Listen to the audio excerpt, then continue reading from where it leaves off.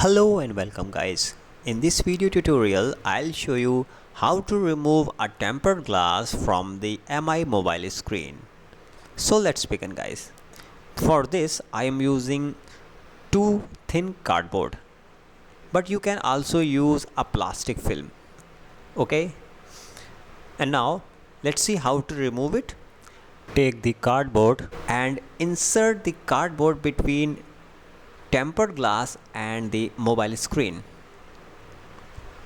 but very carefully guys. Okay,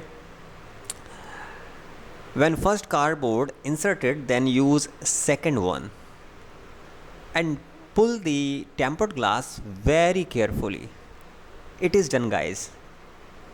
The tempered glass is removed. And now let's see how to install new tempered glass. So please clean the surface of the mobile screen with the help of microfiber cloth. And now take a new tempered glass and remove its cover and properly align the tempered glass on the mobile screen very carefully and just leave it. As you can see guys, it is done.